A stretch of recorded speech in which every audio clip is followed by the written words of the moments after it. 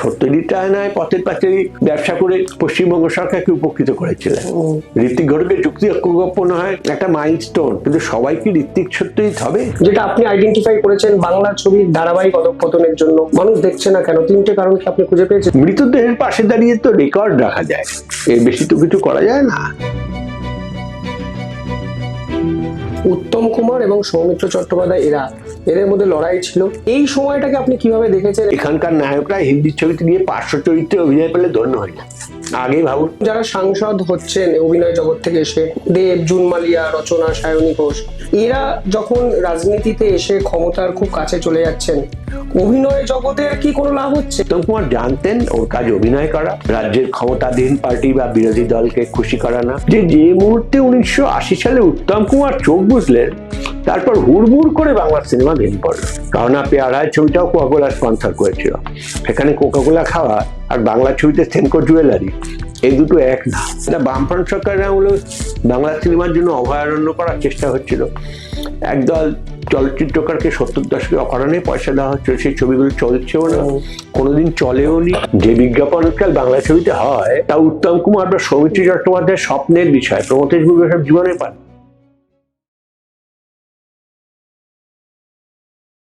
নমস্কার, আপনারা দেখছেন শিবম দাস পডকাস্ট। আজকে পডকাস্টে আমাদের সঙ্গে এমন একজন অতিথি উপস্থিত আছেন যার চলচ্চিত্র সম্পর্কে গবেষণা, চলচ্চিত্র সম্পর্কে জ্ঞান এবং বাংলা ছায়াছবি নিয়ে তার পড়াশোনা অন্য অনেককে ছাপিয়ে যেতে পারে নির্দ্বিধায়। কিন্তু বাংলা ছবি সময়ের সঙ্গে সঙ্গে বদলেছে, সমাজের মতোই। ঠিক কোন জায়গায় বাংলা ছবি আজকে দাঁড়িয়ে আছে? অধঃপতন নাকি উত্তরণ? কিভাবে তিনি ব্যাখ্যা করছেন বাংলা ছবির সামগ্রিক এই পরিবর্তনকে? এই নিয়ে কথা বলতে আমাদের সঙ্গে উপস্থিত আছেন চলচ্চিত্র গবেষক অধ্যাপক সঞ্জয় মুখোপাধ্যায়। সঞ্জয়, প্রথমেই শিবম দাস পডকাস্টে স্বাগত। আমিও তোমাদের নমস্কার জানাই, দর্শকদের নমস্কার জানাই। আমার প্রথম যে প্রশ্নটা আপনাকে করতে ইচ্ছা করে, বহু যুগ ধরে বাংলা ছবিটা আপনি ধারাবাহিকভাবে দেখছেন, পড়াশোনা করছেন, বহু ডিরেক্টরকে দেখছেন, বহু গল্প এলো গেল, সবকিছু মাথায় আছে। বর্তমান যে বাংলা ছবির অবস্থাটা, এই যে কথায় কথায় আমরা বলি বাংলা ছবির পাশে দাঁড়ান, এই যে বিজ্ঞাপন করার প্রবণতা, এই বিষয়টিকে আপনি কিভাবে দেখেন এবং বর্তমান বাংলা ছবি সম্পর্কে আপনার ধারণা কি, আপনার অভিব্যক্তি কি? দেখুন, বাংলা ছবির পাশে দাঁড়ান এমনি শুনতেই ভালো লাগে, কিন্তু কথা হলো মৃতদেহের পাশে দাঁড়িয়ে তো রেকর্ড রাখা যায়, এর বেশি তো কিছু করা যায় না। এই যেমন আমাদের নিকটাত্মীয় মারা গেলে, নিকট বন্ধু মারা গেলে আমরা যাই, তার ছবিও থাকে, সেগুলো বড় মানুষ হলে খবরের কাজে থাকে, সাধারণ মানুষ হলে তাদের নিজস্ব সংগ্রহশালায় থাকে। কিন্তু এটা একটা অদ্ভুত জিনিস যে মুহূর্তে 1980 সালে উত্তম কুমার চোখ বুঝলেন, তারপর হুড়মুড় করে বাংলা সিনেমা ভেঙে পড়ল। এই যে অঞ্জন চৌধুরী এবং স্বপন সাহা, তারা তবু সে সময় একটা সামাল দিয়েছে না, তখন তাদের আমরা ঠাট্টা করতাম, তারা তবু বাঙালির বক্স অফিসকে দেখেছিলেন, কিছু লোক করে কমবে খেত। এবং তারপরেই শুরু হলো আসল বিপর্যয়, যে আমরা ভুলে গেলাম যে পশ্চিমবাংলা বলে যে প্রদেশটা আছে বা বঙ্গভাষী যে জনসাধারণ আছেন, তারা সবাই কলকাতায় থাকেন না, দুর্গাপুরে বা শিলিগুড়িতেও কম সংখ্যায় থাকেন। যে বিশাল গ্রামীণ বা মফস্বলী জনসাধারণ আছেন, এই মফস্বলী বৃত্তান্তটা উঠে গেল। আমরা এমন সব ড্রয়িং রুমে বসলাম যেগুলো একেবারেই পেন থাকার ড্রয়িং রুম না, আরো বেশি অ্যাফ্লুয়েঞ্জা বলে একটা কথা আছে ইংরেজিতে, সেরকম ড্রয়িং রুম। আমরা বিয়ার খাচ্ছি বা আমরা সিঙ্গেল মাল্ট হুইস্কি খাচ্ছি, এবং সমস্ত মধ্যবয়স্করা নস্টালজিয়া ইন্ডাস্ট্রির অন্তর্ভুক্ত, এবং তারা তাদের প্রেমিকার সঙ্গে কথাবার্তা বলছে। একটা সমস্ত জাতি বার্ধক্য রোগতাড়িত, নয়তো স্মৃতিতাড়িত, এই দিয়ে সিনেমা হয়। আপনি যদি ভাবেন এই পর্যায়ে, আমি অন্যান্য রিজিয়নের সিনেমার কথা ছেড়ে দিলাম, মালায়ালাম বা তেলেগু বা মারাঠি, আপনি যদি ভাবেন হিন্দি মেইনস্ট্রিম ছবির কথাই, কত ভালো ভালো অভিনেতা অভিনেত্রী এবং কত ইন্টারেস্টিং গল্প এসছে, এবং সেই গল্পগুলো কিন্তু তারা চালাতে পেরেছে। তাদের প্রচার মাধ্যম বা অন্য কিছু যাই থাক, বাংলা ছবির প্রচারও তো কম হয় না, আজকাল তো অ্যাড মেটেরিয়ালে ভরে গেছে। যে বিজ্ঞাপন আজকাল বাংলা ছবিতে হয় তা উত্তম কুমার বা সৌমিত্র চট্টোপাধ্যায়ের স্বপ্নের বিষয়, প্রমথেশ বড়ুয়া সব জীবনে পাননি। তা সত্ত্বেও তারা সমুদ্র হিমাচলের নায়ক হয়েছিলেন। প্রমথেশ বড়ুয়া দেশের 1 নম্বর নায়ক, তিনি বাংলায় ছবি করতেন। তার উত্তম কুমারের যে সর্বভারতের যে সম্মান এবং প্রতিষ্ঠা, ধরুন সৌমিত্র বাবু তিনি হিন্দির ছবি করতেই পারতেন না তার উচ্চারণ বিভ্রাটের জন্য, তার যে প্রতিষ্ঠাা বা সুচিত্রা সেনের যে পরিচিতি, মাধবী মুখোপাধ্যায়ের জন্য সেই সম্মান, আমাদের যারা ক্যামেরাম্যান ধরুন রামানন্দ সেনগুপ্ত, সুব্রত মিত্র, দিলীপ মুখোপাধ্যায়, তাদের যে সম্মান, এখন আপনি সৌমেন্দু রায় আপনি এই কোথায় পাবেন? ধরুন তরুণ মজুমদার, তপন সিং এর মতন পরিচালক, আপনি তাদের যে সামান্য জিনিসে একেবারে গরিবের ঘরের আটপৌরে রান্না, তা সারা ভারতে সেন্সেশন তুলেছে। এই যে ধরুন পলাতক, এই যে ধরুন গল্প হলেও সত্যি, এই যে আমাদের নায়ক নায়িকা সুচিত্রা সেন এবং উত্তম কুমার বা উত্তম কুমারের সঙ্গে অন্য নায়ক নায়িকা যেখানে তারা নেই, তা সেগুলো যেমন নির্জন সৈকতে, যেমন এই যে গল্প হলেও সত্যি বললাম, এমনকি যে উত্তম কুমারের বয়স বেড়েছে, উত্তম কুমার নিজেকে পাল্টে নিয়েছেন মূল কাহিনী থেকে, তাতেও শেষ ছবি দেখুন ভগবধূ সুন্দরীতে যে বয়স, যে মুখচ্ছবি, তাতে নায়ক হওয়া যায় না, নায়কের বন্ধু হয়েই উনি ছবিটাকে টেনে ধরেছেন।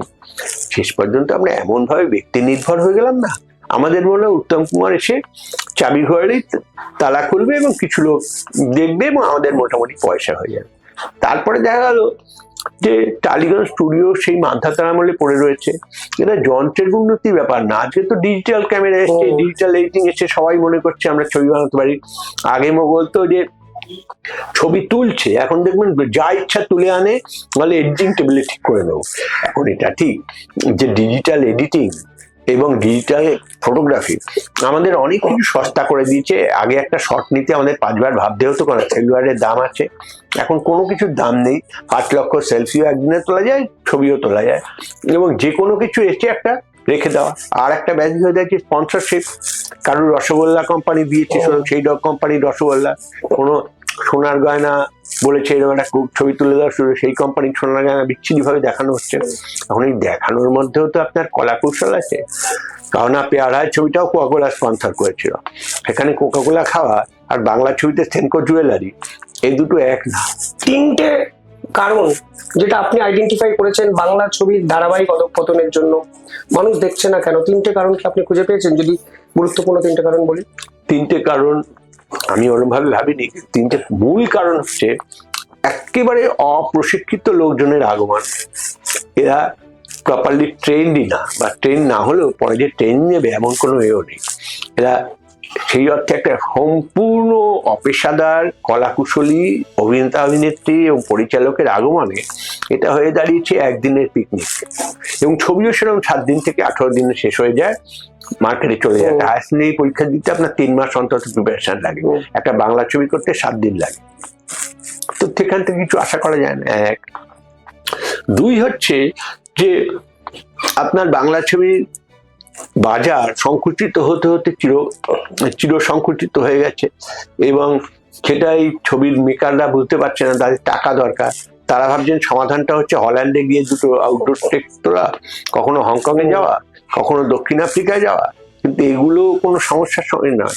এই যে সত্যজিৎ রায়কে একবার বলা হয়েছিল যে উনি প্রফেসর শঙ্কু নিয়ে ছবি করেন না কেন, উনি খুব সবিনয়ে বলেছিলেন যে আমার প্রাথমিক চেষ্টা থেকে যে লোকটা টাকা ঢাললো প্রডিউসার, তাকে অন্তত কিছুটা দেওয়া, অন্তত ব্রেক ইভেনে পৌঁছানো।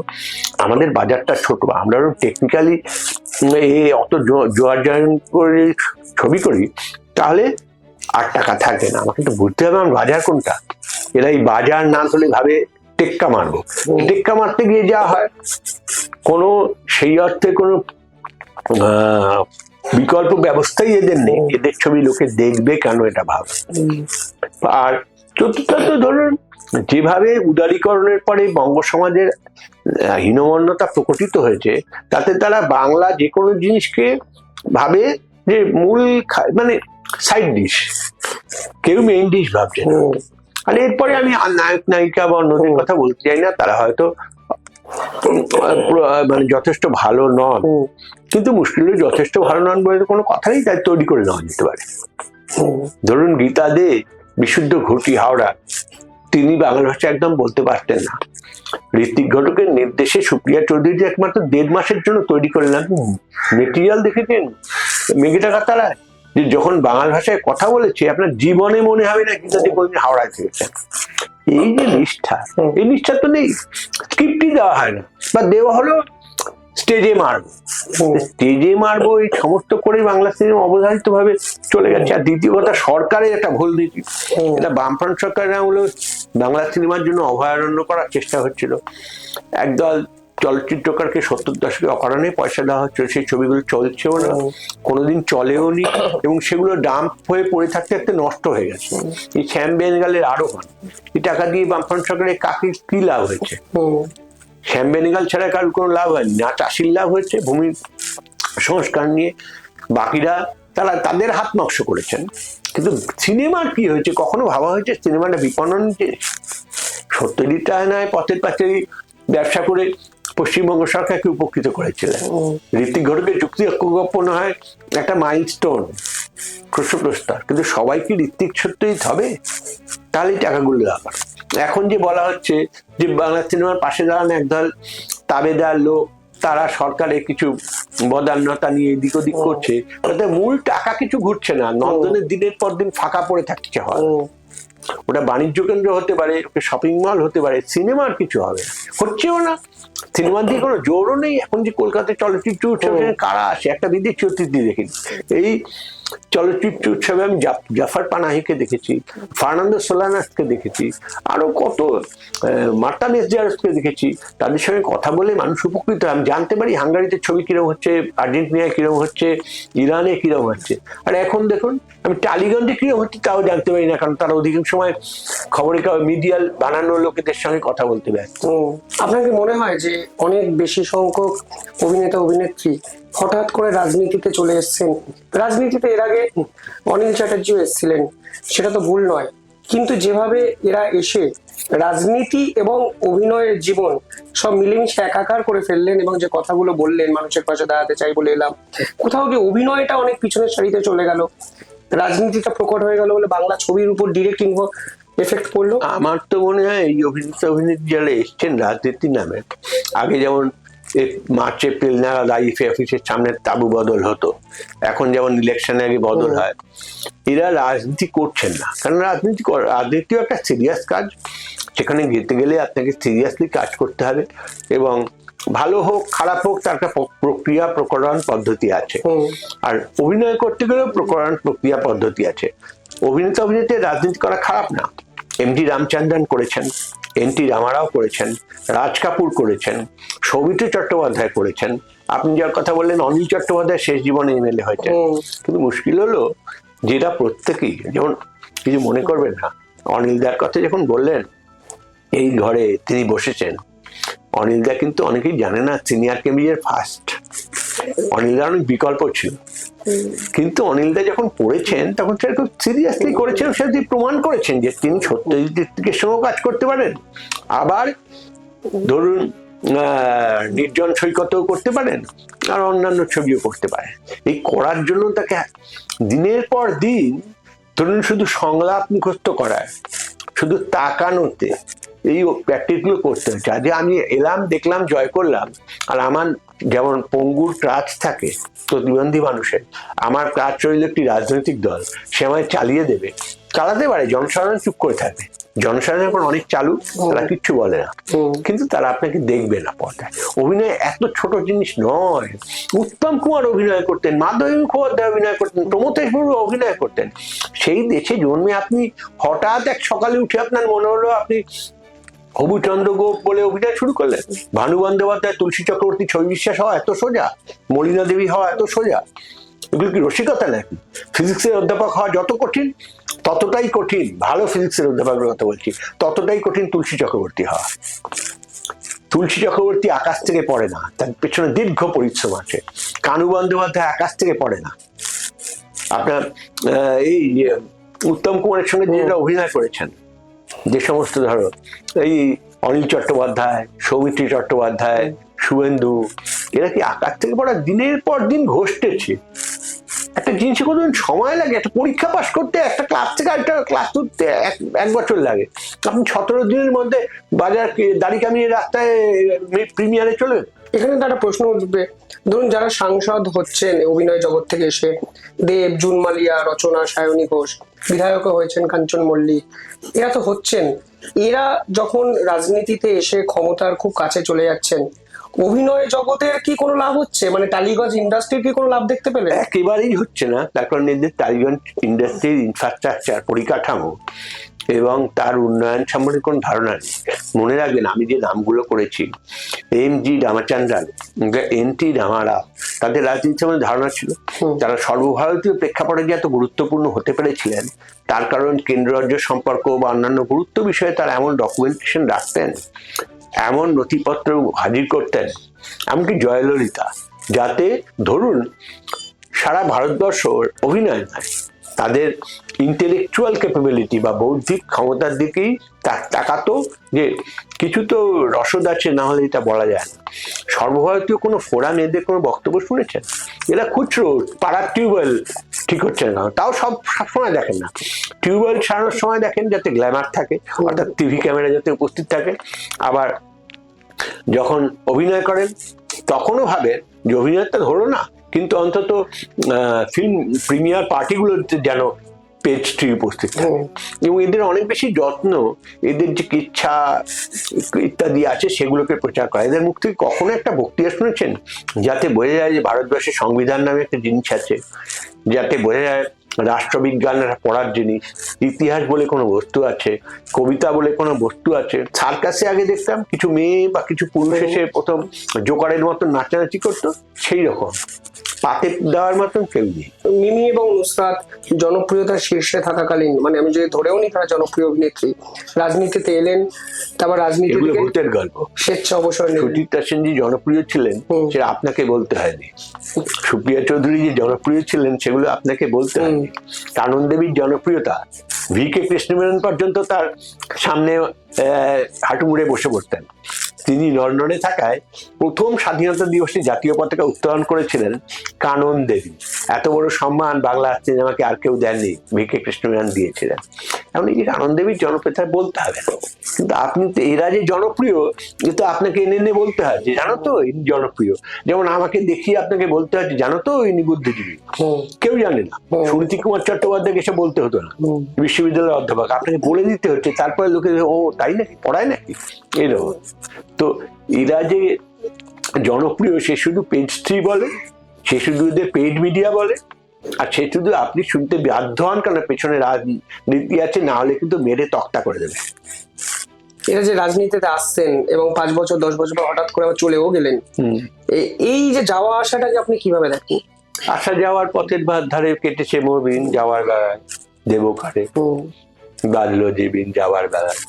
আমার জীবনও সত্য, এদের জীবনও সত্য। এরা এসেছিলেন, আমরা যেমন পুরীতে গিয়ে উঠি আদর্শ হিন্দু হোটেলে, কিন্তু কোনো মানুষদের দেখে কোনো প্রশ্ন করছে না যে তোমরা 10 বছর মানুষের ভোটে নির্বাচিত হলে করলেটা কি? মানুষ কোনো বিষয়ে প্রশ্ন করছে আপনাকে? আপনার মনে হচ্ছে একটা অদ্ভুত নির্বাক দেশ, বাক্যহীন। শীতকালে বাজারে যান, ফুলকপি, পেঁয়াজকলি, টমেটোর যা দাম, তা আপনার ঠাকুরদাদা শুনলে স্বর্গ থেকে বা বেহের থেকে আশীর্বাদ করতেন যে আমার ছেলে কত বড় যোগ্য হয়েছে যে এত দাম দিয়ে কিনছে। সারা দেশের লোকরা খাচ্ছে এত কষ্ট করে এই দেশে। যতই আমাদের আর্থিক উন্নয়ন, যতই জ্যাকেট পরুন, আর আমি জ্যাকেট পরি, দেশের হালচাল তো আপনিও জানেন। এই জ্যাকেট খুললে কত বড় চর্মরোগ, কিন্তু কেউ কিছু বলছে কি? আমার তো মনে হয় কারোর কিছু বলার নেই। অসাড় হয়ে গেছে একটা দেশ। সবাই শুধু ভাবছে রাজনীতির কথা, এসআইআর এর কথা আর অন্য কথা। এসআইআর নিয়েই বা কে ভাবছে, কিন্তু হুল্লো। আপনার মনে হচ্ছে না যে এই অভিনেত্রীদের ইডি সিবিআই যে তলব করছে, সামগ্রিকভাবে বাংলা ছবির একটা ভাবমূর্তি খারাপ হচ্ছে? আপনি কোনো এক্সপেক্ট করতে পারতেন যে সুচিত্রা সেন ওই অবস্থায় কেন্দ্রীয় গোয়েন্দা সংস্থার অফিসে ঢুকছেন, বেরিয়ে আসছেন, তাকে সাংবাদিকরা প্রশ্ন করছেন যে আপনার টাকা এদিক ওদিক হয়েছে, মানে সিনেমা নিয়ে কথা নেই, টাকার লেনদেন নিয়ে তাকে প্রশ্ন ফেস করতে হচ্ছে? আমি কি ভাবছি না, কারণ এরা যত সিনেমা করেন সেই সিনেমা কি ভৌতিক না ঐতিহাসিক এ নিয়েও কেউ মাথা ঘামায় না। যে প্রশ্ন করছে না বলছে, সে খবরের কাগজে বা টিভিতে যা দেখছি, বাড়ি থেকে টাকার তাল খুঁজে পাওয়া হচ্ছে, তারপরে ব্যাংকের মেশিন গিয়ে টাকা গুনছে, সব দেখতে পাচ্ছি। তো এই যদি হয় এবং যে ছবি করছেন তার কোনোটা সুবর্ণরেখা না, কোনোটা চারুলতা না, কোনোটা আপনার ছাপমোচন না, সবকিছু। উত্তম কুমারকে সম্বন্ধে সারাদিনই বলেন শুনে এলাম যে উনি বামপন্থীদের বিরোধী এবং উনি নাকি কংগ্রেসে। উত্তম কুমারের সঙ্গে আমার পরিচয় ছিল না, কিন্তু আপনি দেখেছেন উত্তম কুমার কোনোদিনও কংগ্রেসের পতাকা তলে হাঁটছেন? আপনি কোনোদিন দেখেছেন উত্তম কুমার বামপন্থীদের সম্বন্ধে কিছু মন্তব্য করছেন? বরং ওর যে ছবিগুলো পাওয়া যায় সেই ছবিগুলোই কার্যোপলক্ষে উনি তৎকালীন উপমুখ্যমন্ত্রী বা স্বরাষ্ট্রমন্ত্রী জ্যোতি বসুর সঙ্গে, একবার রাজ কাপুর উত্তম কুমার ক্রিকেট খেলছেন, তার উদ্বোধন করছেন জ্যোতি বসু, একবার রাইটার্স বিল্ডিংস এর সত্যজিৎ রায়ের সঙ্গে উনি, সেগুলো এই কার্যোপলক্ষে গিয়েছেন। উত্তম কুমার জানতেন ওর কাজ অভিনয় করা, রাজ্যের ক্ষমতাধীন পার্টি বা বিরোধী দলকে খুশি করা না। এই যে আত্মবিশ্বাস, এটাই প্রতিভার মূল কাজ। আপনি তুলসী চক্রবর্তীকে ভাবতে পারেন এই আপনার মিছিলগুলোতে ময়দানে যাবেন বা গিয়ে বসে থাকবেন ভিক্টোরিয়া হাউসের সামনে? এ কখনো সম্ভব? আপনি উৎপল দত্তকে ভাবতে পারবেন? তিনি রাজনীতি করতেন, তো তাকে তো অভিনয় করে খেতে হতো, এবং সেই অভিনয়গুলো তো আপনার 3 পয়সা, আপনার এই যে টিনের তলোয়ার, ব্যারিকেড, কল্লোল। ফলে আপনি ভাবতে পারবেন তিনি আলিবুর দীক্ষিতের একজন কর্মী হিসেবে কাজ করছেন। সলিল চৌধুরী তো এত বড় গায়ক, সলিল চৌধুরী সিপিআই এর মেম্বার ছিলেন, আপনি ভাবতে পারছেন যে সিপিআই এর কথা শুনে তিনি লাল পতাকা ওড়াতে গিয়ে গানের রেকর্ডিং করলেন? ঋত্বিক ঘটকের পক্ষে সম্ভব এইভাবে করা? রাজনীতি করার দোষ নেই, একজন মানুষ রাজনীতি করতেই পারেন। সৌমিত্র চট্টোপাধ্যায় করতেন, ঋত্বিক ঘটক করতেন, সলিল চৌধুরী করতেন, আরো অনেকেই করতে পারেন, রাজ কাপুর করতেন, দেবানন্দ করতেন। কিন্তু কথা রাজনীতি করা নয়, কথা হচ্ছে আপনার মূল পেশা কোনটা, আপনি কোন পূজার তে বসেছেন, কোন দেবতা বা দেবী আপনার ভক্ত। যদি আপনি সিনেমা করেন তাহলে সিনেমাটাকে বুঝতে হবে, জানতে হবে। সেই জানা, চেষ্টা, বোঝা, সেই প্রক্রিয়া, সেই তপস্যা কোথাও নেই। যদি সস্তায় নাম করা একটা শাসক দল আছে, সে আমাকে বাজারে ভিড়িয়ে দিল, আমি গিয়ে শিউড়িতে একদিন বক্তৃতা দিলাম, একদিন বসিরহাটে দিলাম, দিয়ে ফিরে আমাকে দেখতে লোক এলো, সে রাজনৈতিক দল না। তো পশ্চিমবাংলার রাজনীতি সম্বন্ধে তো দেশের অশ্রদ্ধা আসছে। আপনি দেশের রাজ্যের সীমানা পার হন, আগে বাঙালিদের শ্রদ্ধা করতো তার বৌদ্ধিক চর্চার জন্য। লোকে পোস্টকার্ড নিয়ে আসতো যে সাহেব আপনি লিখে দিন বা আপনি পড়ে দিন, কেন বাঙালি অশিক্ষিত হতে পারে ভাবতো না। আজকে সারা দেশে আসানসোল পার হলে কোন বাঙালির নামটা আপনার মনে পড়ে? হিন্দি, এখানকার নায়করা হিন্দি ছবিতে গিয়ে 500 চরিত্রে অভিনয় পেলে ধন্য হয়ে যায়। আগে ভাবুন দেবিকা রানী আর হিমাংশু রায়ের সময় থেকে, তখন বাংলা ছবি রুল করতো। যখন বিমল রায় দেবদাস তুললেন, বৈজয়ন্তীমালার পাশে সুচিত্রা সেন, সুচিত্রা সেন সম্বন্ধে তারা জানেই না যে সুচিত্রা সেন যেসব হিন্দি ছবিতে অভিনয় করেছেন সেগুলো কিরকম গৌরবান্বিত। এরকম বল বয়ের মতন দিয়ে আমাদের শাহরুখ খানের পাশে দাঁড়ানো, কি রেস্টুরেন্টে সার্ভ করছে এইভাবে গিয়ে দাঁড়ানো, এখনকার নায়কের পেছনে এইসব রোল তো তাদের ছিল না। যখন বাঙালি গায়করা গাইতো, এখনো গাইছে অরিজিৎ সিং, কিন্তু এখন একজন বা শ্রেয়া ঘোষাল, কিন্তু তখন ভাবুন যা আছে সমস্তই বাঙালি। হেমন্ত মুখোপাধ্যায়ের মতন রাজত্ব করার ক্ষমতা কার? সতীন দেববর্মনের মতো। এরা তো দুটো মিউ মিউ করলেও ভাবে বম্বে, মিউ মিউ বম্বে। এই যে উত্তম কুমার এবং সৌমিত্র চট্টোপাধ্যায়, এদের মধ্যে লড়াই ছিল, বাংলা ছবির রেসপেক্টে একটা লড়াই ছিল। এই সময়টাকে আপনি কিভাবে দেখেছেন, এবং আজকের দিনে দাঁড়িয়ে কি আপনি, কে এগিয়ে কে পিছিয়ে আমি বলছি না, দুজনের অরাটা ঠিক কেমন ছিল যেটা আমরা জানি না? ধরুন উত্তম কুমার, এই যে আমি ভাবি যে আজকের প্রেস যদি উত্তম কুমার পেতেন তাহলে উত্তম কুমার কি হতেন, আমার মনে হয় না পেয়ে ভালোই হয়েছেন।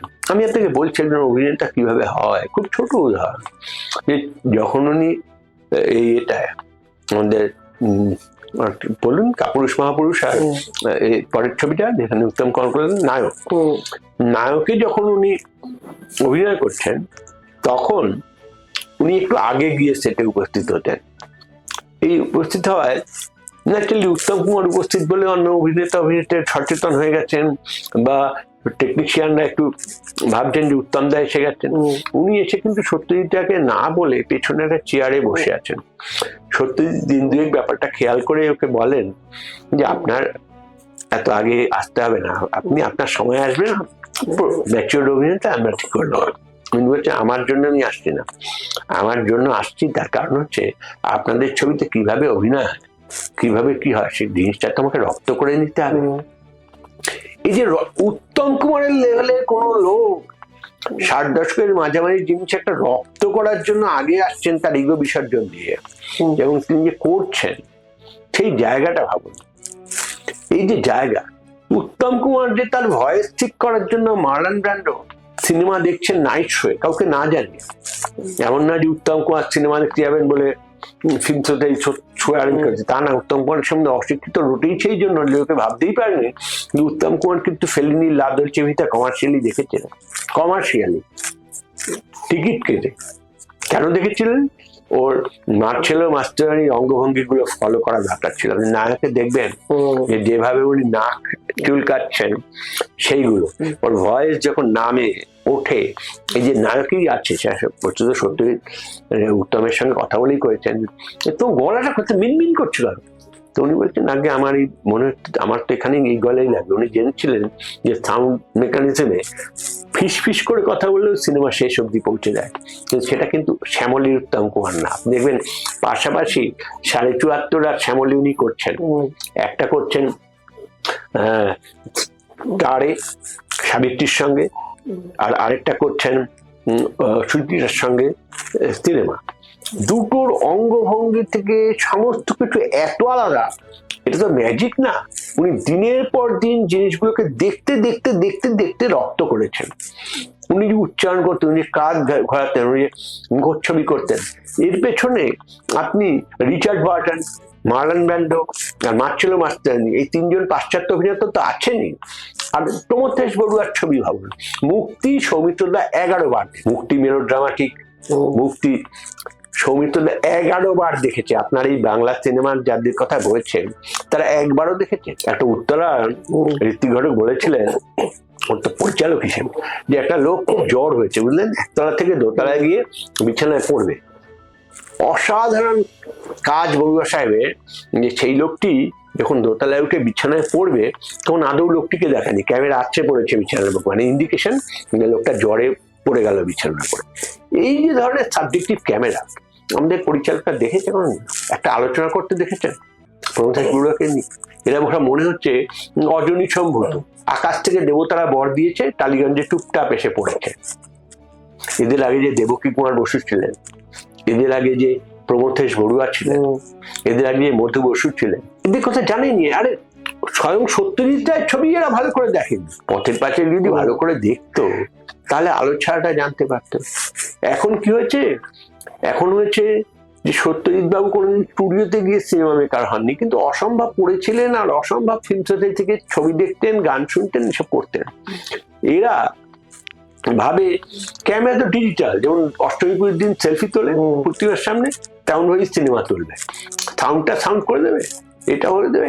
এ তখন ইরানে বা অন্য জায়গায় গিয়ে ঘোরাঘুরি, তারপরে নিজেদের কিছু তুষার লোক জোগাড় করে কিছু টাকা ছড়িয়ে বলবে এই সময় অসামান্য অভিনয়। গতবার প্রচারিত হলো যে এমন নাকি বাংলা সিনেমার বাজার যে কোনোদিন আসেনি। আমি হাসলাম যে আপনি ভাবুন এর ছবি কি চলে। মরিহার নামে একটা ছবি এসেছিল, তাদের কেউ ছিল না, শুধু হেমন্ত মুখোপাধ্যায়, লতা মঙ্গেশকরের অসাধারণ গান। সেই ছবি 78 সপ্তাহ বেশি চলেছিল। আপনি ভাবুন, কিন্তু আইনক্সের চলা না, ফোরামের চলা না, ডিজলির 900 সিট, 3টে শো, তার মানে 2700 এরকম বিজলির চেনটা। শুধু কলকাতারই ভাবেন, তার যদি 28 সপ্তাহ চলে তার আয় গল্প হলেও সত্যি। আমি যেটা বলছি তাতে কোনো নায়ক নাই কেন, রবি ঘোষের মতন না সাধারণ লোক, একটা গান নেই ভালো, সেই ছবিটাকে কিভাবে টেনেছে এবং কতদিন চলছে, লোকে দেখেছে কেন। একটা গল্প কিভাবে বলতে হয়, কিভাবে একটা গ্রহণযোগ্যতা থাকে একটা গল্পের, সেটা কিন্তু বাঙালি চলচ্চিত্রকাররা বারে বারে দেখিয়েছেন। যেমন পলাতক, তরুণ মজুমদার, কি অসাধারণ জায়গা বলুন তো বাঙালি। তখন থেকেই বোঝা যাচ্ছিল আমাদের সর্বনাশ হবে, যে তরুণ মজুমদার যখন অনুপ কুমারকে নায়ক বাছলেন, তাকে বাঙালি প্রযোজকরা নেবেন না। কেন? অনুপ কুমার দেখতে ভালো না, উচ্চতাও ছোট, হ্যাঁ উচ্চতাও ছোট, দেখতে ভালো না। কে টাকাটা দিলেন? ভি শান্তারাম। ফলাফলটা কি হলো? ফলাফলটা হলো যে এমনকি শিবরাম চক্রবর্তীও লিখতে বাধ্য হলেন যে আগে আমরা হিন্দিতে কথা বলতাম, এখন বিহারি রিক্সাওয়ালারাও বাংলায় মন যে আমার কেমন কেমন করে করছে। এইসব ছবি তো আমরা বার করতে পেরেছি না। আপনি বালিকা বধূর সকালবেলা কুয়াশার মধ্যে হেডমাস্টারকে নিয়ে যাচ্ছে সেই ইমপ্রেশনিস্ট শর্ট ভাবুন, সৌমেন্দ্র রায়ের ক্যামেরা। আপনি অন্য কিছুর রুচির কথা ভাবুন। শ্রীমান পৃথ্বীরাজের শেষ দৃশ্যে একটি ছেলে একটি মেয়েকে চুম্বন করবে, কোনো ক্ষতি নেই, তো স্বাভাবিক দৃশ্য। পাটা উঠে যাচ্ছে, পাটা উঠলো মেয়েটি, এবং সেই ওঠার সময়, ওঠাটাও বড় কথা, আমরা চুম্বনটাকে পেছন দিক দিয়ে দেখাচ্ছি, কিন্তু তরুণ মজুমদারের রুচির সৌকর্য কোন স্তরে পৌঁছয়, এটা একটা ভিন্ন ধরনের গীতি কবিতা। যে মেয়েটির শাড়িটা একটু উঠে গেছে, তার ছায়ার ডিজাইনটা দেখছি, ওই ছায়ার ডিজাইনটা একই সঙ্গে টাইম পিরিয়ডের বিষয়ে কথা বলে। ওই ধরনের ছায়া আজকাল বাঙালি মেয়েরা পড়ে না, একটা সময় পড়তো। আর দ্বিতীয় কথা, আমরা কত ইঙ্গিতে জীবনের চূড়ান্ত সত্যটা বলে দিলাম। এই যে জায়গা, ধরুন সাপমোচনের গল্পের সঙ্গে অপরাজিতের গল্পের তফাৎটা কি? খুব বেশি না। অপরাজিত বিশ্ববিখ্যাত ছবি, একটা অপরাজিত যে জাতির মধ্যে তৈরি হয় সেই জাতি ধন্য। আমরা সত্যজিৎ রায়ের পায়ে বারংবার প্রণাম করি, কেন অপরাজিত উনি তুলতে পেরেছে। আমার ব্যক্তিগত বিচারে ওটাই ওনার শ্রেষ্ঠ ছবি, সে অন্যদের বিচারে যাই হোক। কিন্তু এই অপরাজিত যখন করছেন, যে অপূর্ব কুমার রায় কলকাতা এলো এবং সে যেভাবে নাগরিক সভ্যতাকে দেখলো এবং নাগরিকতা আয়ত্ত করলো, এটি যদি ভাবেন 1955 সাল অগাস্ট মাস, পথের পাঁচালী মুক্তি পেল বসুস্থিতে। আর একই সঙ্গে তার কয়েক মাস আগে সাপমোচন নামে একটা ছবি মুক্তি পেল, সেখানেও দেখবেন একই জিনিস। উত্তম কুমার একজন গ্রামের লোক, শহরে আসছে, কমার্শিয়াল ছবি, পপুলার ছবি, কিন্তু সে এসে কিভাবে নাগরিকতাকে দেখছে এবং নাগরিকতার সঙ্গে অ্যাকোমোডেট করলো।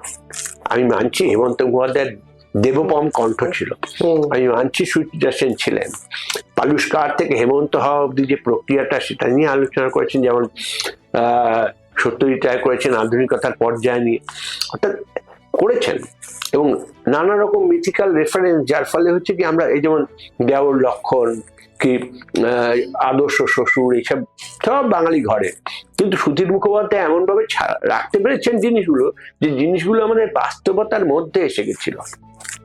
ফলে হয় কি, আমরা বাস্তবকে বাস্তব হিসেবে নিতে পেরেছিলাম। যেমন আপনি ভাবুন, আজকের বাচাল নায়কদের তুলনায় উত্তম কুমারের কথা, এটা কিন্তু তার পয়সায় তোলা ছবি, তিনি যা ইচ্ছে তাই করতে পারতেন। যদি অজয়কারের মতো পরিচালক, তার বিনয়বোধ কত বেশি, যে তিনি ধরুন একবার শুধু কানে বলো তুমি যে আমার গানটার যে ভিজুয়ালাইজেশন, সে সময় সুচিত্রা সেনের কোলে মাথা দিয়ে শুয়ে আছেন, মৃতবৎ, একটা কোনো মুভমেন্ট না, আঙুলও চালাচ্ছেন না। এই বোধ ওনার আছে। 1957 সালে বাঙালি রুচি এই সময় অন্য কোনো মাত্রাতিরিক্ত ব্যাপার অনুমোদন করবে না। এমনকি নিজে টাকা ঢেলেছে, নিজে নায়ক, তা সত্ত্বেও উনি আঙুল দিয়েও সুচিত্রা সেনকে স্পর্শ করছেন না। পুরো দৃশ্যটা সুচিত্রা সেন রুল করে গেলেন, আর গীতা দত্ত। এই যে মাত্রা বোধ, উত্তর ফাল্গুনি উত্তম কুমারের প্রযোজনা, একটি শটেও আপনি উত্তম কুমারকে দেখতে পাবেন না। এই যে মাত্রাবোধ, বা অন্যান্য ছবিতে যখন উনি করেন, খুব খারাপ কাল তুমি আলেয়া, এইসব জাতীয় নানা জায়গায় উনি যা করেন, যেমন দোদু বংশতে উনি সম্পূর্ণ পার্শ্ব চরিত্র। যারা আছেন স্টার স্টারের সিনেমা, তারা একাই 100, কিন্তু 100 দেখা গেল 99-এ থেমে যায়। বাকি একটা না থাকলে সংখ্যাটা 100 হয় না। সেটা হচ্ছে গণনাথ হিসেবে উত্তম কুমারের।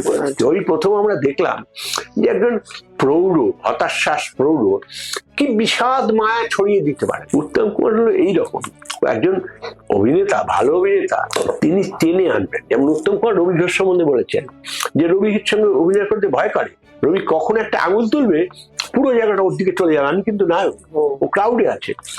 এই যে জায়গাগুলো, ধরুন আঙুলের ভঙ্গি, এই যে রবি ঘোষ উৎপল দত্তকে ভয় দেখিয়ে দিয়েছেন অঙ্গার নাটকে, আমি এক ভূতপূর্ব মানুষ, কথা শুধু স্টেজের এই দিক থেকে ওই দিকে চলে গেল। এই যে কত বড় অভিনয়। বা ধরুন এই 74-এ তুলসী চক্রবর্তী একবার পৈতে দিয়ে পিঠ পেঁটে দিলেন, পুরো ইহুদি মেন হয়ে যেন বেহালার ছট টেনে দিলেন। এগুলো তো ধরুন পরিচালক সবটা শিখিয়ে দিয়ে পারবেন না। এই যে জিনিসগুলো করা, ইম্প্রোভাইজ করা, তো সেগুলো আপনি একদিনে হয় না, ওগুলো দেবতার আশীর্বাদ, ওগুলো অনেক চর্চার বিষয়। এটা মনে রাখবেন, অভিনয় কর্ম একটা প্রাচীন শিল্প। সেটা করতে গেলে জগদীশ বসু যেভাবে গাছের উদ্ভিদের বৃদ্ধি লক্ষ্য করতেন, সেভাবেই আমার মুখাভাব বদলাতে হবে, রাখতে হবে, এগুলো করার ব্যাপার। আমি একজন মানুষকে আলিঙ্গন করব, কিভাবে করব, কোথা থেকে করব, এগুলো সব আমাকে ভাবতে হবে। মাথার কাজ না হলে হবে না। আর আজকের বাঙালির মূল সমস্যা, রাজনীতির বাঙালি হোক, ইতিহাসের বাঙালি হোক, সিনেমার বাঙালি হোক, যে তারা মাথা কেটে সিনেমা হলে ঢুকছেন বা সিনেমা বানাচ্ছেন। কিন্তু আপনার কি মনে হয়, উত্তম কুমার তো অনেক নায়িকার সঙ্গে কাজ করেছেন, কিন্তু উত্তম এবং সুচিত্রা এই জুটি নিয়ে আজও বাঙালি আমোদ প্রমোদে মেতে থাকে, নস্টালজিক হয়ে পড়েন এবং আজও চর্চা করেন। কারণটা কি? কেন এই জুটিটা আজও প্রাসঙ্গিক, সফল এবং হোপফুলি আরো 50 বছর পরেও এই সফলতার দুনিয়ায় থাকবে? এটা তার কারণ স্বাধীনতার পরে দেখুন উত্তম কুমারের আবির্ভাব, সুচিত্রা সেনের আবির্ভাব হচ্ছে প্রথম। আমরা এখন স্বাধীনতার পরে প্রাপ্তবয়স্ক নাগরিক হচ্ছে। বস্তুত উত্তম কুমার তো বসু পরিবার থেকে প্রথম জনপ্রিয় হলেন, বসু পরিবার পার্শ্ব চরিত্র, কিন্তু বসু ওই 52 সালেই প্রথম সাধারণ নির্বাচন। অর্থাৎ মানুষ মনে করতে শুরু করে ওই দিন নেহেরুও যে আত্মীয়তা। এর মধ্যে উত্তম কুমার এলেন। উত্তম কুমার সুন্দর নায়ক না, অর্থাৎ তার আগের যারা নায়ক ছিলেন, ধীরাজ ভট্টাচার্য, দুর্গাদাস বন্দ্যোপাধ্যায়, প্রমথেশ বড়ুয়া, অত সৌন্দর্য উত্তম কুমারের নেই। এমনকি উত্তম কুমারের সঙ্গে যারা নায়ক ছিলেন, ধরুন সৌমিত্র দা, কি বসন্ত চৌধুরী, কি অনিল চট্টোপাধ্যায়, এদের মতনও উত্তম কুমার সুন্দর না। তার একটা নাক, পুরু ঠোঁট, মোটামুটি একটা উত্তর কলকাতার বাঙালির সৌন্দর্য, তাই নিয়ে উত্তম কুমার আমাদের কনভিন্স করে দিয়ে পেরেছিলেন যে তিনি একজন পাশের বাড়ির ছেলে, নেটওর নেবার, শুধু একেবারে ইনেক পোটেনশিয়াল অব্দি তৈরি, যার জন্য তিনি সুচিত্রা সেনকেও জয় করতে পারেন। এই যে উত্তম কুমার বাঙালিকে কনভিন্স করলেন যে খুব সাধারণ মানুষও তিনি সুচিত্রা সেনকে জয় করতে পারেন, এতে আমাদের অদ্ভুত আত্মবিশ্বাস সংক্রামিত হলো। এবং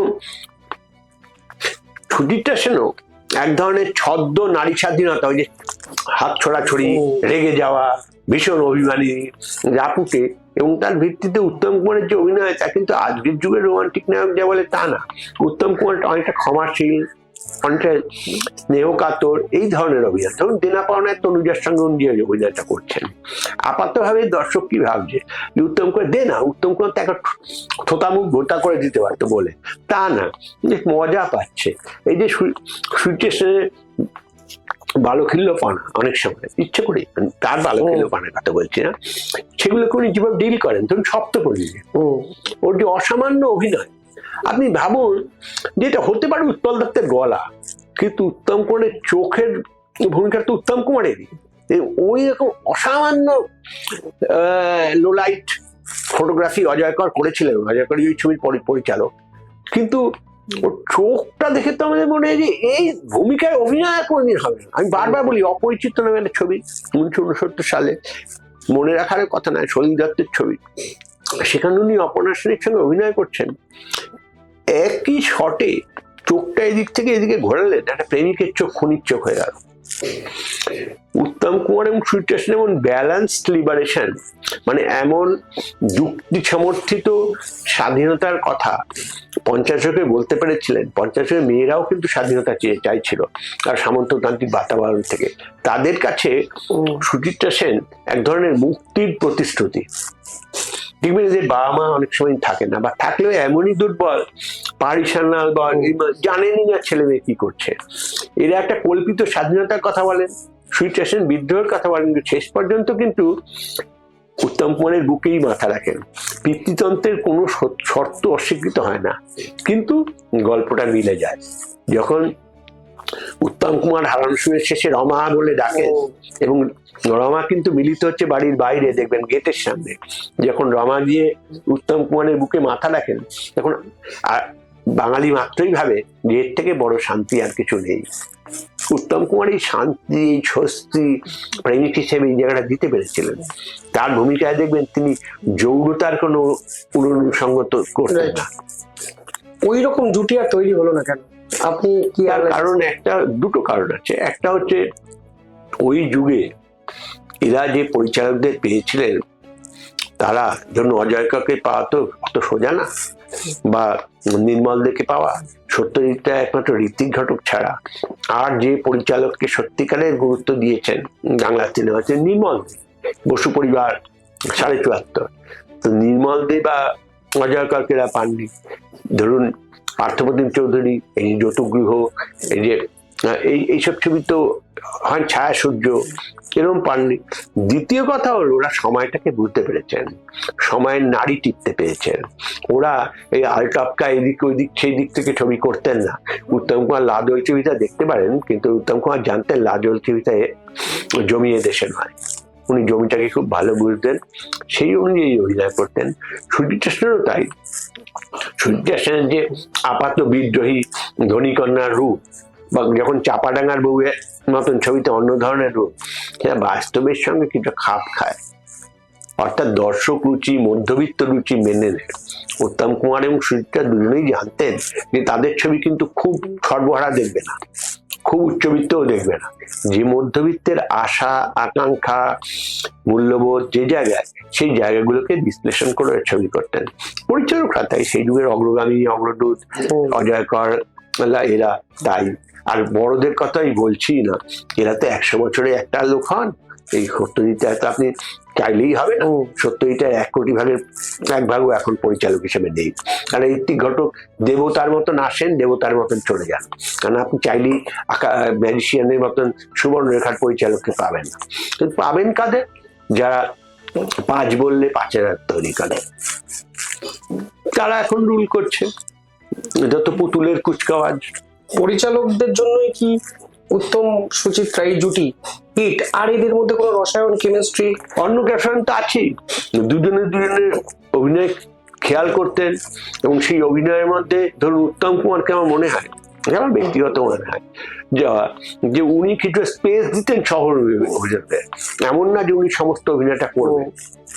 এই যে পারস্পরিক বোধগম্যতা, আমি তাদের ব্যক্তিগত জীবনে তাদের সম্পর্ক কি ছিল, তারা নিজেদের কতটা পছন্দ করতেন অথবা অপছন্দ করতেন সেদিকে যাচ্ছে না, কিন্তু এই যে পারস্পরিক সম্ভ্রম নিয়ে দেখা, বা এককেন্দ্রিকতা, একা উত্তমের ছবি, একা সূর্যের ছবি, তা তো না।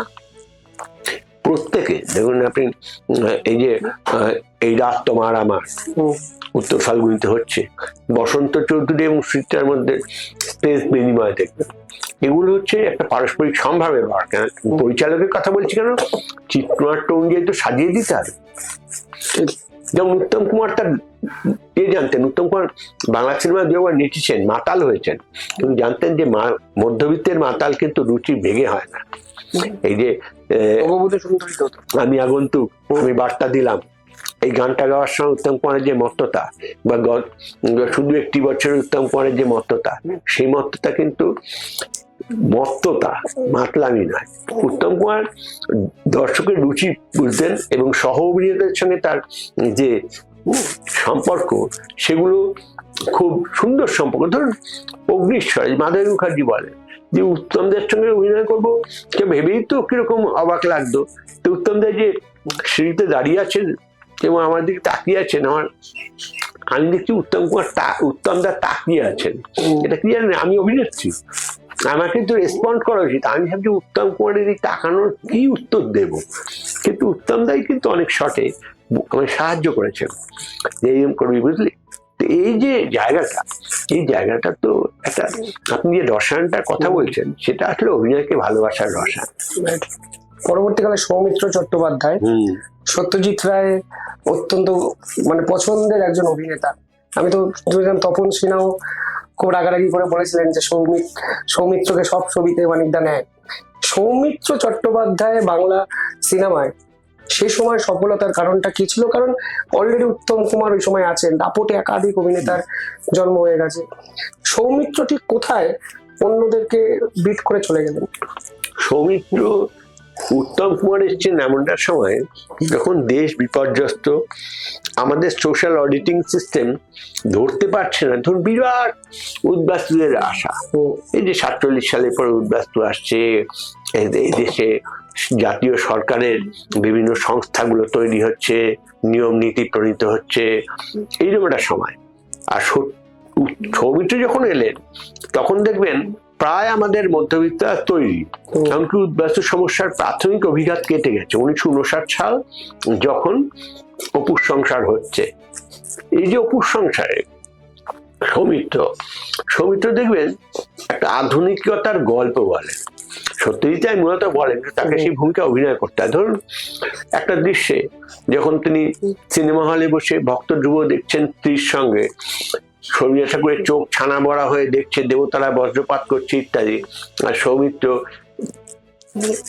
কলেজে পড়া বাঙালি যুবক, সে তাচ্ছিল্যের আকার কৌতুকের আকারে বউয়ের দিকে তাকিয়ে ভাবছে অবোধ বালিকা, তুমি তো কিছুই বোঝো না। এই সময় সত্যি একটা রিজলভ করেছেন, অসামান্য রিজলভ। একা গাড়ির ভেতরে গিয়ে সিগারেট খেতে গিয়ে একটা দেশলাই জ্বালিয়ে, সেই দেশলাইয়ের আলোতে যেন অপর্ণার মুখ দেখা যাচ্ছে। এই যে ধরুন একটা পৌরাণিকতা থেকে দাম্পত্যে নেমে আসা, এই অবধি সত্যজিতের অসামান্য কৃতিত্ব। কিন্তু সৌমিত্রর কৃতিত্ব হচ্ছে যে এই অপর্ণাকে দেখে তিনি যে বিহ্বল হাসি হাসছেন, এই হাসিটা সম্পূর্ণ আলাদা উত্তম কুমারের হাসির চাইতে। উত্তম কুমারের হাসি হচ্ছে এক লাবণ্যময় সর্বজয়ী হাসি, আর এই হাসিটা যথেষ্ট নার্ভাস। এত সৌন্দর্য আমি রাখবো কোথায়? এটা একটা প্রাপ্তবয়স্কতার নির্দিষ্ট স্তরে আসে। এবং সৌমিত্র যখন অভিনয় করেছেন দেখবেন ছাদ পাকে বাঁধা, ধরুন সূর্য সেনের 3টে বিখ্যাত অভিনয়, প্রথম দুটো উত্তম কুমারের সঙ্গে, হারানো সুর সপ্তপদী, আর একটা সৌমিত্রের সঙ্গে, সাত পাকে বাঁধা। সাত পাকে বাঁধা যে আত্মসম্ভ্রমী, লাজু, অথচ দৃঢ় মেরুদণ্ডের শিক্ষক, যে একসময় আমাদের শিক্ষকরা ছিলেন, আজকের মতন না যে সেক্রেটারি দৌড়ে যায় পেছনে এক পাল অধ্যাপক দৌড়ে যায়। এই যে অধ্যাপক, তার ভঙ্গিটা সৌমিত্র এত মিতমাত্রার করেন যে আমরা বুঝি যে এই প্রথম এক ধরনের আত্মসম্মান সম্পন্ন সাধারণ মধ্যবিত্তের উদ্ভব হয়েছে, যারা কিন্তু যাদের পা কিন্তু মাটিতে। যখন উনি 3 ভুবনের পরে করছেন 1969-এ, ধরুন আমাদের যুবক, আমাদের নায়ক নাচবে কথা ছিল না, কিন্তু উনি তো তামাও উনি বলছেন হিন্দি সিনেমার মতন টুইস্ট নাচ, সামনে যা দেখি জানি না আছে কি আসল কি নকল সেটা করে দিয়েছেন। এবং সেই ছবিটাই আবার গঙ্গাপদর ভূমিকা অভিনয় করেন অশ্বিনী সংকেতে, এটা তার চরিত্র না। এরা উত্তম কুমার যেমন পারতেন তার চরিত্রের বাইরে গিয়ে অন্য কোনো অভিনয় করে দিতে, যেমন খুনির চরিত্রে অভিনয় উত্তম কুমার পারতেন। তার এই যে হিন্দি ছবিটা যেখানে খুনির শেষ ছবি, যেটাতে খুনি নাম্বার 5, যেখানে খুনির চরিত্রে অভিনয় করেছেন, বা সৌমিত্র যেখানে ধরুন যে চরিত্র তার না সেই চরিত্রে অভিনয় করেছেন, সেখানে দেখবেন তারা কত স্বচ্ছন্দ। এবং সৌমিত্রের উচ্চারণ থেকে আরম্ভ সবকিছুর মধ্যবিত্ত বাঙালির এক ধরনের সাফল্যের চিহ্ন নির্ণয়। আর সৌমিত্রকে দেখলেই আমাদের মনে হয় বাঙালি এককালে কবিতা লিখত, বাঙালি এককালে কফি হাউসে আড্ডা মারত, বাঙালি এককালে সম্ভ্রান্ত লিটল ম্যাগাজিন সম্পাদনা করত, এবং বাঙালি এককালে প্রেম করত গাছে গাছে না লাফিয়ে। এই যে বসন্ত বিলাপ, এইসব ছবি যখন দেখবেন, প্রেমের কি অসামান্য মাধুর্য। হিমালয়ের পাহাড় থেকে সমুদ্রে লাফ না দিয়েও যে প্রেম করা যায়, সেই দিকে তাকানো। বন্ধুত্বের সংজ্ঞাটাও অন্য রকম ছিল সে সময়। এবং কারা সব অভিনয় করছে পর্দায়, অপর্ণা সেন, অনুপ বাবু, সৌমিত্র, মানে এই যে একে অপরকে ছাপিয়ে যাওয়ার প্রবণতা, আর দ্বিতীয় ছাপিয়ে যাওয়ার প্রবণতা, এবং দ্বিতীয় কথা অনেক দেখলেই আমার মনে হচ্ছে কি সুন্দর বাংলা বলিস। আমার বাংলা বলাই তোকে দেখি আমি নার্ভাস, ওই শব্দটা বলতে পারছিলাম না, তুই যেই গেলি একটা থেকে হয়ে গেল। এই যে ধরুন উচ্ছ্বসিত ভাবে সহ অভিনেতার প্রশংসা করা, তাকে প্রতিদ্বন্দ্বী না ভাবা, এটা কি কম গুরুত্বের? উত্তম কুমার ছবিতে একাধিক ছবিতে অভিনয় করেছেন, স্ত্রী, অপরিচিত, জিন্দেল বন্দী। আপনি দেখবেন যে উত্তম কুমার নিজের জোরে হয়তো ভূমিকা ছিনিয়ে নিয়েছে। যেমন স্ত্রীতে, আমি সত্যি কথা বলছি, ব্যক্তিগত আমি সৌমিত্রদার যতই ভালো অভিনয় করুন, যখন ওই যে মেজারটাই তো আসল রাজা, আমি রাজা নয় বলে মান্নাদের গলায় যখন হাত নাড়ান উত্তম কুমার, তখন আমার মনে হয় পৃথিবীতেই হাত নাড়ানোর জন্য আর কেউ থাকবে না। বা ধরুন অপরিচিততে সৌমিত্রটা এত ভালো, দত্তগুপ্তের ডাবল অভিনয় করছেন, এত ভালো অভিনয়, কি বাংময় চক্ষু, মুখে কথা নেই, কিন্তু একটা লোক পাগল এবং সে পাগল থেকে স্থিরতার দিকে ফিরছে, এই যে চোখ। আর উত্তম কুমারের যে কখনো আধিপত্যময়, আমি এই মেয়েটার দখল নেবই, এবং সেখান থেকে যখন শেষবার বুঝলো যে ওই মেয়েটা আমার সঙ্গে আত্মসমর্পণ করেছে কিন্তু আমাকে ভালোবাসেনি, তখন যে গলা টিপে মেরে ফেলা হবে অপর্ণা সেন। একই শটে এই যে দুজন বিরাট মাপের অভিনেতা, আমি তো বলছি আপনাকে, আমি এইসব বাংলা ছবি দেখতে যাই, এগুলো কোনটা কি হয়েছে, এরা অ্যাওয়ার্ড পেয়েছে কি না পেয়েছে সব আদৌ আমার কাছে গণ্য না। আমি শুধু দেখি দুজন মানুষ কিভাবে চোখের ব্যবহার করেছিল। এইসব সত্যজিতের ছবি না, ঋত্বিক ঘটকের ছবি না, মৃণাল সেনের ছবি না, কিন্তু কি ব্যবহার। আমার জীবনের প্রথম সিনেমার শুটিং গিয়েছি আমি 1965 সালে, 64 সালে বোধ হয়। তখন মৃণাল সেন ঢোলা পায়জামা পরতেন, সবুজ পাঞ্জাবি পরতেন, পান খেতেন। সেই মৃণাল সেনকে কেউ মনে রাখে। আকাশ কুসুম ছবির শুটিং হচ্ছিল এই বাড়িতে না, আগের পাড়ার বাড়ি 22 রোডে আমরা থাকতাম, তার আগে 21 এতে। তো ওটা বড় লোকের বাড়ি, তখনকার দিনে মধ্যবিত্ত বড় লোকের বাড়ি হতো, সেটা ছিল অপর্ণা সেনের বাড়ি, সাজানো হয়েছিল। অপর্ণা সেন দোতলায়, আর সৌমিত্র দা বেরিয়ে যাচ্ছেন, শেষ শর্ট শুটিং হচ্ছিল, আমরা সেই প্রথম সিনেমার শুটিং দেখলাম। মৃণাল সেন দাঁড়িয়ে আছেন একতলায়, সৌমিত্র দা যেতে যেতে একবার কাঁধ ঘুরিয়ে তাকালেন, তারপর চলে গেলেন। এই যে পরাজয় বা এই যে আকুতি, এই যে দ্বিধা, মনে কি দ্বিধা রেখে চলে গেলে, এই যে অভিনয়, এই অভিনয়ে অনেক যুগের সাধনার ব্যাপার। এইসব অভিনয় হতো, উত্তম কুমার থাকা সত্ত্বেও হতো, উত্তম কুমার না থাকা সত্ত্বেও হতো। উত্তম কুমার যাদের অভিনয় দেখে শিখেছেন, প্রমথেশ বড়ুয়া, সারা পৃথিবী যারা ভারতবর্ষকে কাঁপিয়ে দিয়েছেন দেবদাসে, কিন্তু উত্তম কুমার তো দেবদাস ওভাবে করেননি। এই জিনিসগুলো ছিল, অর্থাৎ লোকে যেমন 5 থেকে 6 ওঠে, 6 থেকে 7 ওঠে, পুরনো পাঠগুলো দেখে, সব দেখে আলটিমেটলি গিয়ে ম্যাট্রিকে পরীক্ষা দেয়, স্কুল ফাইনালে পরীক্ষা দেয়, সেরকম ছিল। এখন কি দুর্ভাগ্যের বিষয় না, এখন পুরো জিনিসটাই হয়ে দাঁড়িয়েছে ওয়ান ডে আর T20, নামবো পরপর করে 6 মারবো, চলে যাবো, খেলায় কি হলো না হলো ইয়াই মাথায় হয় না। আপনাকে কি মনে হয় যে সত্যজিৎ রায় কেন সৌমিত্রকে একটু বেশি প্রেফার করতেন? কেন সত্যজিৎটা প্রেফার করতেন জানি না, কিন্তু সত্যি মানে যাকে বলে ডিরেক্টর অ্যাক্টর সৌমিত্র করে নিয়েছিলেন। কিন্তু সত্যজিৎটা যে মিতমাত্রার অভিজাত রুচির প্রবর্তন করেছিলেন, তাতে সৌমিত্র অনেক বেশি খাটবে। কিন্তু মনে রাখবেন, যখন উনি নায়কের কথা ভাবলেন, তখন উনিও কনভিন্স হয়েছেন একজনই নায়ক, একজনই হিরো। তিনি উত্তম কুমারের যে বিখ্যাত কাজ, যা দেখে পাড়ায় গিয়ে আমরা সেলুনে বলতাম ইউ ছাড় চুল করে দিন, এবং ইউ ছাড় চুল দেখলেই বাবারা আমাদের মারতো তখন। তো এই ইউ ছাড় চুল এত বিখ্যাত ছিল, দেখবেন নায়কের প্রথম শটকে কিন্তু উত্তম কুমারকে দেখা যাচ্ছে না, দেখা যাচ্ছে বিখ্যাত ঘাট, সেই ঘাট সরলে তখন উত্তম কুমার। এবং উত্তম কুমারের যে কথা বলার ভঙ্গি, উত্তম কুমারের যে হাত নাড়ার ভঙ্গি, প্রত্যেকটাকে উনি কি ট্রিবিউট দিয়েছেন নায়ক ছবিতে। অর্থাৎ উনিও স্বীকার করতেন, সত্যজিৎ রচনার সঙ্গে দেখবেন যে উত্তম কুমারের থেকে বড় অভিনেতা হয় না। ওর ক্ষেত্রে হয়তো সব জায়গায় কাজে লাগেনি, কিন্তু সত্যি এই আমরা যে যুগটা কাটিয়ে এলাম, তো উত্তম কুমারের থেকে সত্যিই বড় অভিনেতা হয় কি না এই প্রশ্ন আছে। সত্যি সৌমিত্র দার থেকে সুন্দর বাঙালি আছে কিনা এই নিয়ে প্রশ্ন আছে। সুচিত্রা সেন বা অরুন্ধতী দেবী, এদের থেকে সুন্দরী বাঙালি মহিলা কবে হবে জানি না। এখন ব্যক্তিগত মানুষকে আক্রমণ করছে না, আপনি ভাবুন বিচারকে অরুন্ধতী দেবীর কথা, কি বলবো আপনাকে। সামান্য একজন দিন সেই অর্থে কোনো দৈহিক আকর্ষণই রাখে না, রুমা গো ঠাকুর তার জন্য দাপিয়ে অভিনয় করেছেন।